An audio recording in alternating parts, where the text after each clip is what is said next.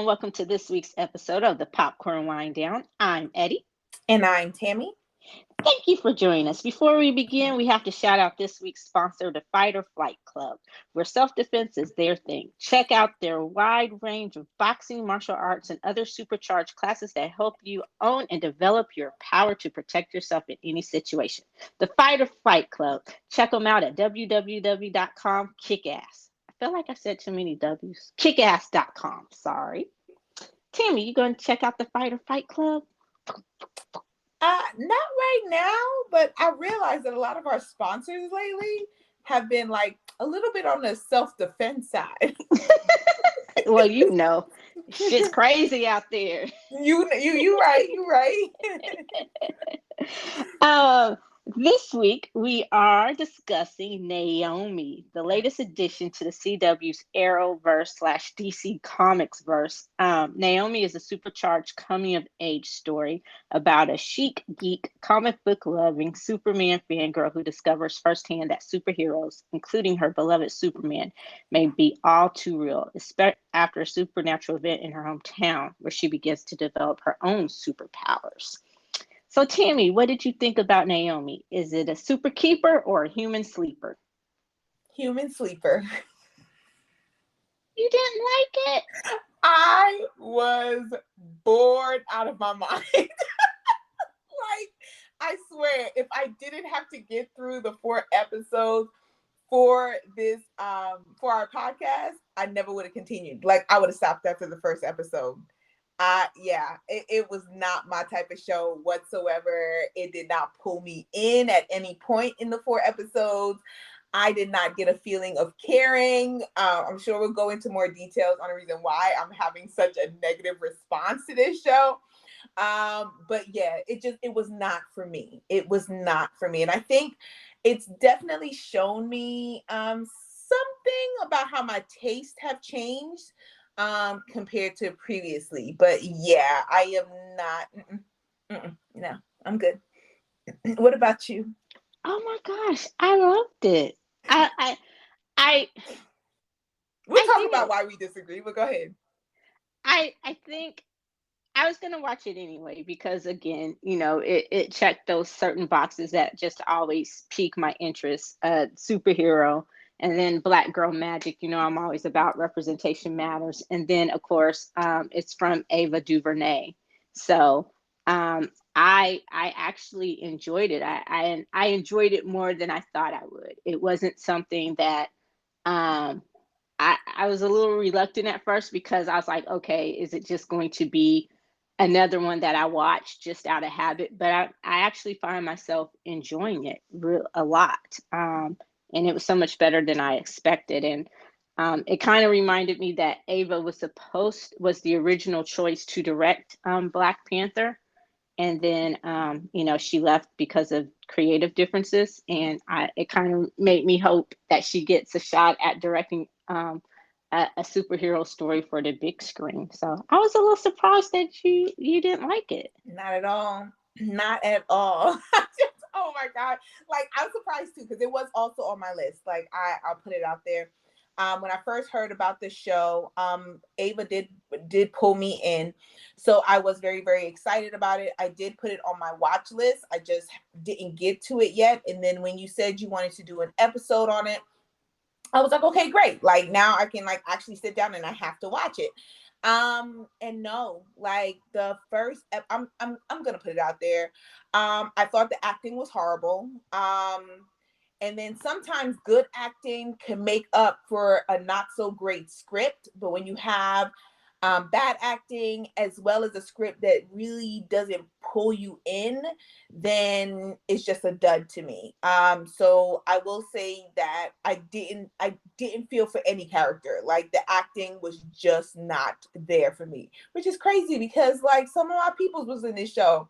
Like Barry Watson's in it from Seventh Heaven, as well as like Stephanie Marsh from my Law and Order days. But no.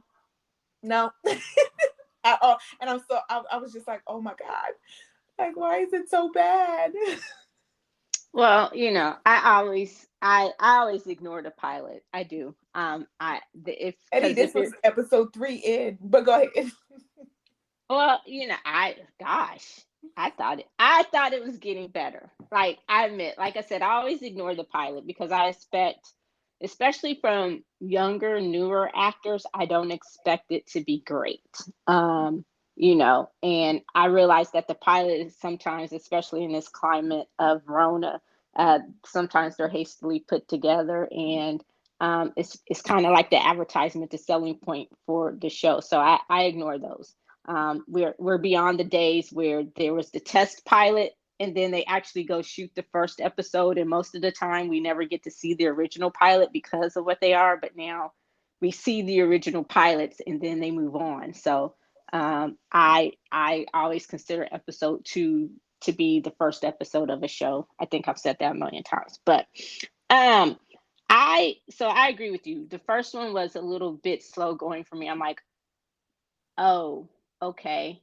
Um, but after that, I found myself becoming more and more drawn into the story, more and more invested. Now, there's some things I didn't like, which we can get to. So, um, let's talk about our love and hate for the character. What did you think about Naomi as a character?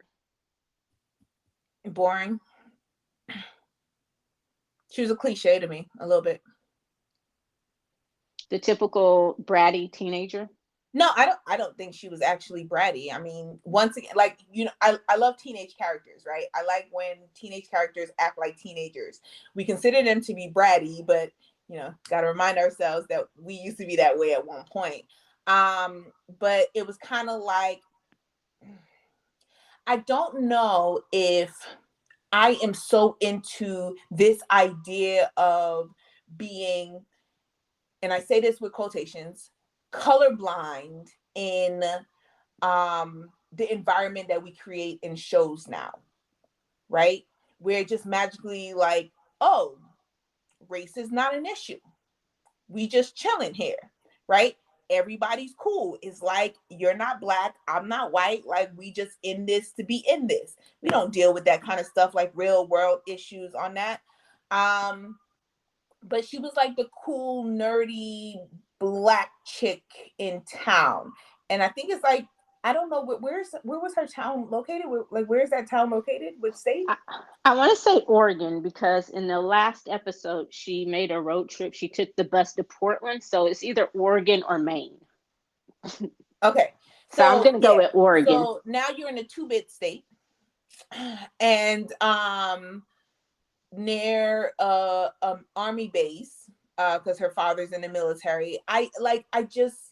She just didn't hook me. She didn't hook me at all. Like, I mean, she was a cliche, like, black nerdy girl wearing glasses, skateboarding, because she's just cool like that. And I was just like, huh, okay.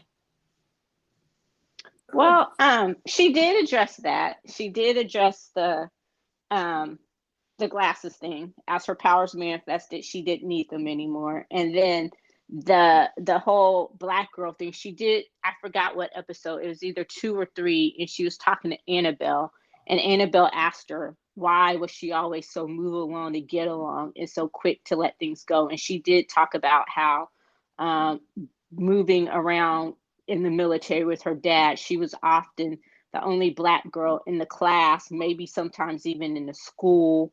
And sometimes she might have been, depending on where they were, the only one in the city or in their area, in their community. And so she said that she got tired of sticking out and she just wanted to fit in. And so I was like, okay, so they did address it a little bit, but I agree with the not necessarily just with this show, but um with sometimes with us becoming a little too colorblind. Like, um, it's nice to have a diverse cast, and I get that, but we need to address the real world issues that surround that. So I'm not saying that diversity doesn't matter and that we don't need to continue to have diverse casts, but it's not all those Coke commercials from the 1990s and the 1980s or a United Benetton ad, going back to those who remember those crazy Benetton ad or what Benetton ads or whatever. So I agree with that, and I hope that we could see those things addressed. more, especially considering this is coming from Ava Duvernay. And I also, it kind of makes me interested in the source material, how they address these things, if they address these things in the comic book, because this was adapted from a comic book. It's not a character that Ava made up or anything like that. So that might be something I need to put on my list too. In my quest to read more comic books, is to check out this one and see how or if they address those issues at all. So did you like any of the characters? Like I kind of like the fact that she was a little nerdy. I thought the teenager, I had to remind myself like you, because I think that's where my taste has shifted. I used to love all the teenage shows, but now I think a lot of them tend to get on my nerves, and I have to remind myself, okay, they're 16 years old. They're 16 years old. Um, and they're acting like typical teenagers. So I did catch myself. I heard my inner Tammy voice telling me that as I was watching it, because there were some things that she did that got on my nerves. But then I also realized that it was addressed when she said that her parents had always treated her pretty much like an adult, or given her a lot of say or autonomy as she was growing up. Like she never had a curfew or any of that kind of stuff. And so, and a lot of her decisions that she was making, they came from that teenage place of wanting to do it yourself, wanting to find out for yourself, not believing anyone when they told you something. You have to go see for yourself that this is not what you think it is. And then, but I can also agree and like the fact that when she did mess up, she owned up to her mistakes. So I did appreciate that. Speaking of Barry Watson, do you like him in this role? No. Like, I mean, there is nothing that stood out to me about this show, Eddie. Gosh, nothing? Nothing that stood out to me. I am not interested in the storyline. I felt like the storyline was very blah to me. It was very amateur. I felt as I was listening to them go through their lines and everything like that in the different scenes, it sounded very amateur to me. Like this is a writer who, just entered into the game and is trying to make a name for themselves. And so it just sounds very amateur to me. Like I don't, it doesn't sound professional, like a veteran has written this show. So there was no like character that endeared themselves to me or that I really, really liked. Like I was just like, okay, yeah, like no. Like you have a very, very different perspective. Like and also another thing that I discovered is that I think I have moved on from the absolute love and dedication that I had to the CW superhero shows, where I always wanted to watch them every single week, never missed an episode. Like I think I've moved on from that, because they've become very stagnant.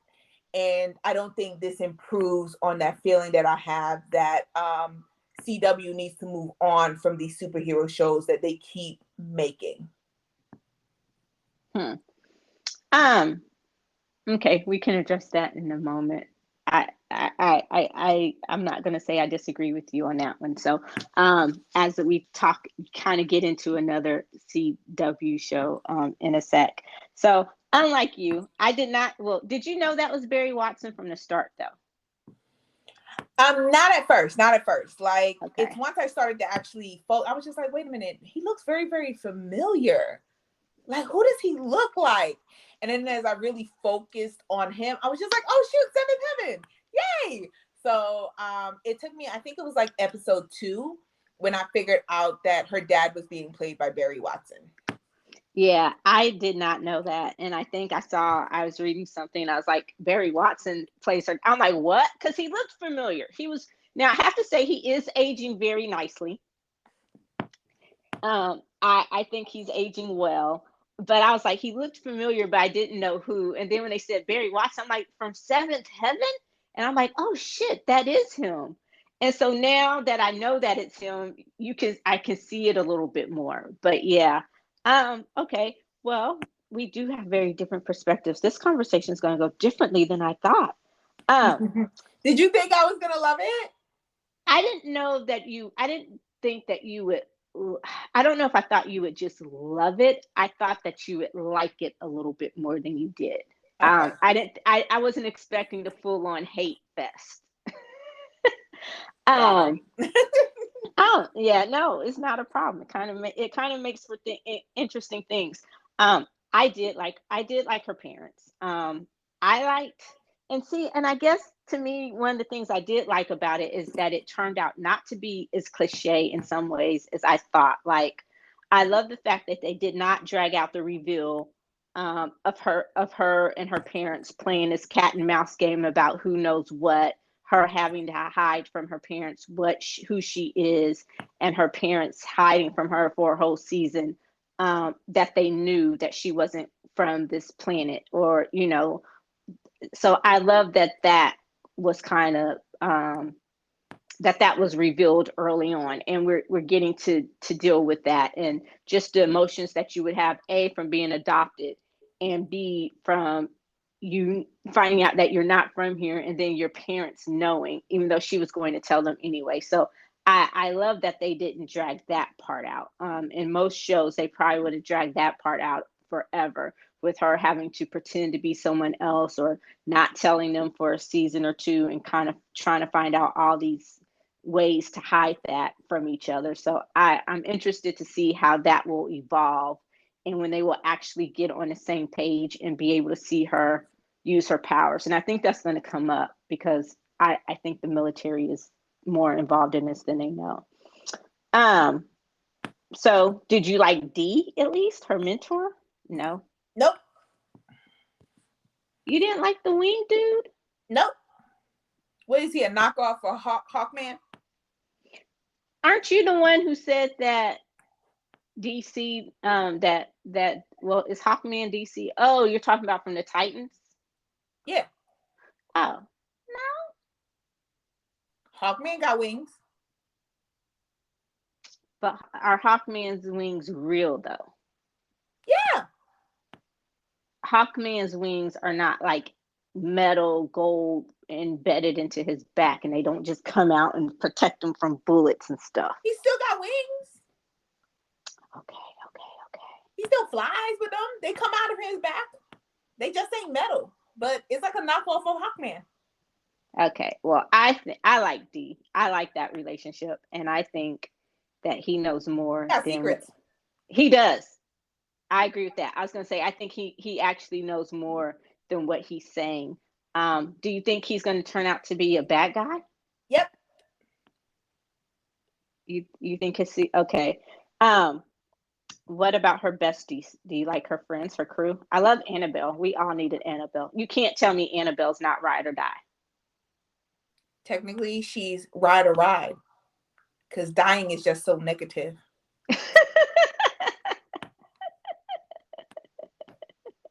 Okay, you can't tell me Annabelle's not a rider. Oh yeah, I mean, yeah, sure. In the show, definitely. Okay, as I say, we all need an Annabelle in our life, because she not only does she ride for her, but she calls her out on her bullshit, which I appreciate. We all need a friend like that. So, okay, now here's something I'm sure we can agree on. The one thing I was not crazy about, I did not like the love quad. Quad? How many of them was in there? Oh, right, because she got the 3 people after her. Bullshit. Yeah, I did not like that, like, at all. Bullshit. And I'm just like, okay, so you're ambiguous. Like, you're on the spectrum. Okay, cool. And then, okay, so that was the one thing I can like talk about on more. Okay, so the black dude. Baby Barack, as I call him, Nathan. I call him Baby Barack, Oh, because his voice kind of reminds me of Barry O. So I was like, Baby Barack. Oh, okay. So what was his actual name though on the show? Nathan. Okay, so you know who Nathan reminds me of? The other dude from Love Victor. Oh, Cuba Gooding Jr.'s son. Yes, and you know I couldn't stand his character. So I felt he's shady. He's shady. I don't trust him. Like, like really. And then the thing is, she let him off so easy on what he did to her friend. I didn't like that. I don't like the dynamic of them two. I'll be honest and say, like, I was rooting for the white dude from the jump, or the girl. I'll root for the girl as well, but I was really rooting for the white dude. I'm with you. I wasn't rooting for like, I hated the love quad. And I get, okay, like you said, I have no problem with you being ambiguous. I have no problem with you being on a spectrum. I have none of that. But it all felt like they were all into her more than she was into them. It felt like a flirty friendship type thing. I really, the chemistry that I dug the least, the person that I thought she had the least amount of chemistry with was Lourdes. I thought her and Lourdes were friend zone forever. Like, the vibe I got from her and Lourdes is, you're my friend. I know you have a crush on me, so I'm not going to lead you on, but I'm also don't want to stop being friends with you. That's the vibe I got. Does that make sense? Mm-hmm. Like, that's the girl, right? Yeah. It wasn't. Yeah, no. I thought I didn't catch it from the beginning. Like, when she was first flirting with her, I just thought she found it to be flattering and cute, but she just wasn't into it at all. And I still don't think she's into it, actually. But she's gonna use it to her advantage. And I think that's one thing that maybe a characteristic that I don't like about her, is that you're gonna use it to your advantage, knowing that you got these three people after you, and then you friend zoned the white dude, and then like kiss Nate. Well, I think her, and that's the thing. Like, the person, I'm with you. I didn't, and you and Nate had broke up. Like, that was your ex. After 5 dates, come on now. Yeah, They weren't really together. But teenagers. Teenagers in relationships, sometimes they laugh. Sometimes they'll be going out for 2 days, and then we broke up. Like, oh, okay, that was quick. So in the land of teenage relationships, 5 dates is forever. Like, that was a relationship. Like, they were practically engaged. Okay. But yeah, I was rooting for the white dude, and I actually wrote down names. Like, his name was Anthony. You would be proud. I was rooting for him. I thought they had the most chemistry. I'm with you. There's something about Baby Barack that doesn't jive. Now, I do appreciate that they wrapped that up, the love quad or whatever, because I think in the 4th episode that she had decided that he was the one. I don't know. But I didn't get it. Like, I didn't sense. So I appreciated that for a while, that she had decided to be single and figure her own shit out, like her emerging powers and all of that. But I still don't get that Nate or Baby Barack is in game. I hope that he's not in game. But whatever they do, I don't want them to cycle her through the whole love quad group. Like, oh, Lourdes and Anthony or whatever. So if it's not Baby Barack or Anthony, then I hope they bring in a totally new person for her, to play the love interest. So I yeah, the love quad was the one thing that I just was like, okay, this is stupid. I don't get this, and I don't particularly care much for this aspect of it. Um, so I think that I personally, I guess, liked her better when she was just by herself figuring her own shit out, rather than just, uh, you know, trying to force chemistry that really wasn't there with the other characters. So yeah, we'll see. Um, did you like? Well, obviously you didn't like it, so I'm not gonna say. What did you think of Zumbato, the lemon guy, the used car guy? He was a bubblegum villain. Explain. Like, he wasn't scary. I don't know that he's supposed to be scary. I don't even know if he's a villain. Like, is he? That was my question. Is he a friend or is he a foe? Like, I know he's not. Like, he has his own agenda, but I don't know that it includes hurting her. No, he just wants to get back to his home. And somehow she's the key. Yep. So, yeah. So all I got from him is I know he couldn't be trusted, but I agree he's not. and I hope that there's more to him besides him and his cryptic messages of leave it alone. He's like the worst tease ever. Leave it alone. I'm not going to help you. But then he turns around and just gives her the disc, or he'll start answering some questions. Like he'll say, "Oh, you don't know who you are. You need to know who you are and where you came from." But then he won't really do anything to help her figure that out. So um, I'm not going to say he's bubblegum. I'm just going to say he's anticlimactic, and I don't really at this point see his point unless there's something else to him besides just being a dude, the weird dude who owns the car shop and has some connection to her home planet. Um, so, uh, what do you think the blonde-haired, blue-eyed white lady Akira, played by Stephanie March, what is her end game? That's her mama. You think that's her mom? No, I'm just playing. I don't know who she is. To be honest, I think I didn't get a vibe from her yet on exactly what her end game is. Like, I think it's still a little ambiguous when it comes to her character. Yeah, I agree. I know that she doesn't like Earth because she said it, but she doesn't want to leave Earth and go back to, I guess, Earth 29 or Planet 29 because of whatever is going on there. So, and I think she's probably going to be the one that ends up helping Naomi the most, being able to provide her the most answers. Once she gets over her reluctance, we'll see. But she also seems to be the one who's the most in the know. Like she knew the military had started hunting them and all of that kind of stuff. So we will see. I, for one, because I like the show obviously more than you did, I can't wait to see how the rest of the season plays out. I will continue to watch it. I want more of Naomi's origin story, so I can't wait till they peel back the layers on that particular onion and find out who she can really trust and who she can't.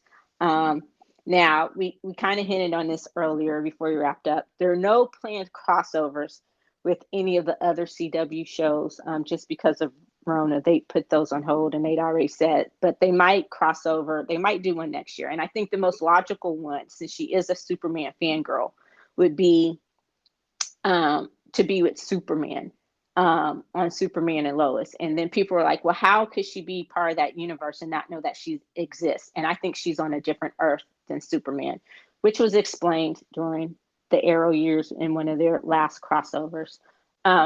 What about you? I know you don't care.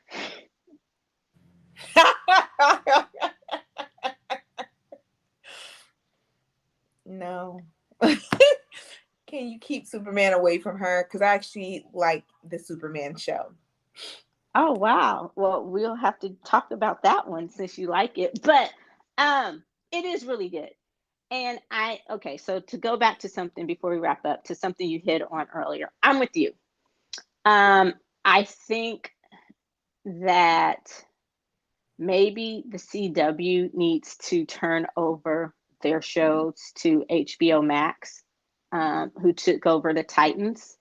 I think they probably need to do, because we've long since agreed that the TV shows for DC were or had been better than the movies. The Batman's coming out March 4th, with the exception of the Joker.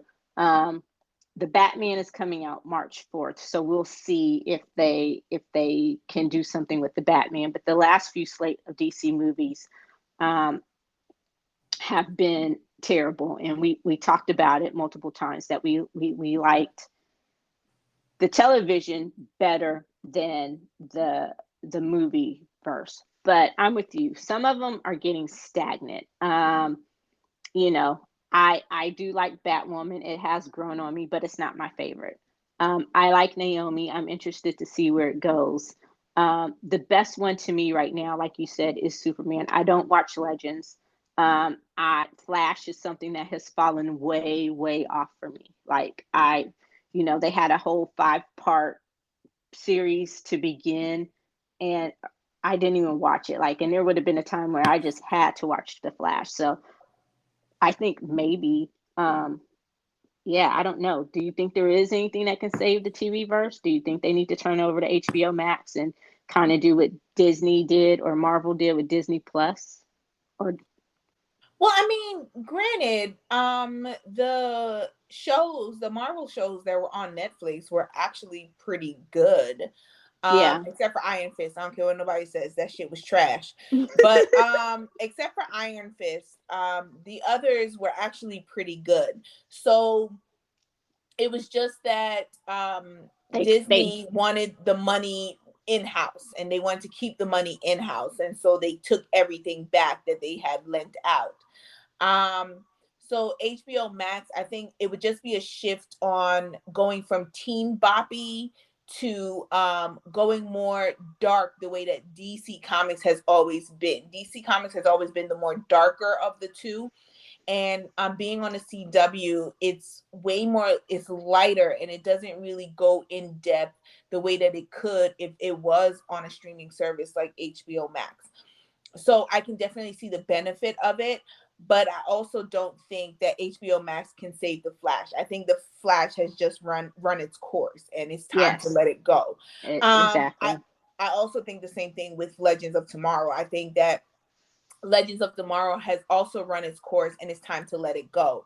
Now with Superman, I think that's a whole different perspective and conversation to be had on Superman and if they would want to take Superman over. But then Superman is like, based in the fact that he's Superman, but he's also raising teenage sons, right? So it kind of fits the concept of the CW.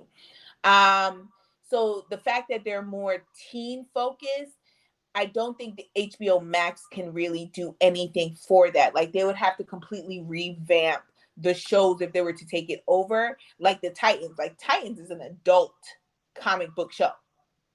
Like it is an adult show. Um so no, I don't think that's necessarily going to do anything. I just think the CW as a network needs to move on from the comic books, and if the HBO Max wants to take it over and create their own universe on TV, then they can do that. But they need to let the shows that are currently playing, let those go. Well, with Superman, with Superman, I disagree. I think because there are times. I mean, I agree and I disagree. I agree with you that um, it is a great show. They don't. I don't think they would have to revamp it too much because there is a scene where um, they come home and they catch Jonathan. Lois catches Jonathan in a compromising position with his girlfriend in the bedroom alone. And because of the CD, you kind of it is the CW and TV and network TV. They don't have the conversation, a real conversation that they should have. It's wrong. You gloss over it, but they so things like that on HBO Max or a different network or a streamer, even on cable, they could go more in detail with that. So I think that a lot of shit that they gloss over, especially with the teens, um, and because it is a quote unquote superhero show, I think if they took it to a different level, a different network, that they could go into more detail with that, which would do them all a better service. Wholeheartedly agree. The Flash has definitely run its course, but they just reached a deal with Grant Gustin to possibly do a season 9 if it's picked up for a ninth season. So yeah, I don't know. Yeah, like I said, I'm good on that. I've been good on Legends of Tomorrow for the longest. Batwoman, I think, would serve better if they did it on HBO Max, something like that. The Arrow, and I think that's what made the Arrow so good in the beginning, is that it was really gritty. It was dark. It was a departure from Smallville and all of that kind of stuff. So we'll see. Um, but yeah, I'm really surprised that you did not like this show. I thought that you would at least like it a little bit. I didn't expect you to love it, like I said, but I also wasn't expecting you to just hate it. Um, But it does air on Tuesday nights on the CW after Superman. So, tune in for a double dose of super goodness, in my opinion, my humble opinion. So, what are you rating, Naomi? This is going to be interesting. I'm going to be nice. I'm going to give it 2 popcorns. Damn. I'd hate to see if you were being mean. I didn't even spill the popcorn. Like, I gave it up. Like, I gave the popcorn up, right? Damn. I was just like, you know what? I feel like I only need a quarter of this bucket right now. So 2 popcorns, and I'm gonna chalk it up to bad acting, a bad script, and just not an interesting storyline, in my opinion. It did not pull me in the 4 episodes. None of the episodes pulled me in and got my full attention. So I will not be watching the rest of the season of Naomi. I'm giving this up now. What about you, Eddie? Oh, wow. I am going to give it a 3.5, room to grow. 3.5 popcorns. Like I said, with room to grow. I'm interested to see how the rest of the season plays out. I obviously enjoyed it a lot more than you did. And it did catch my interest. I can agree with some of the things that you said. But again, the acting is improving to me. It is getting better. It is one of those shows to me that is getting a little better. And where it's cliche in some parts, I think they kind of threw out some of the cliches in others. One of the things I was going to ask is if she's going to tell, now that her and Nathan are quote unquote supposedly together, is she going to tell him the truth about who she is? We'll see. But so I do like that it, even though it's cliche in some parts, it has kind of stepped away from some of the other cliches. So we'll just see what happens. And yeah, I guess we won't have to worry about this one making your year-end top 10 list. Definitely not.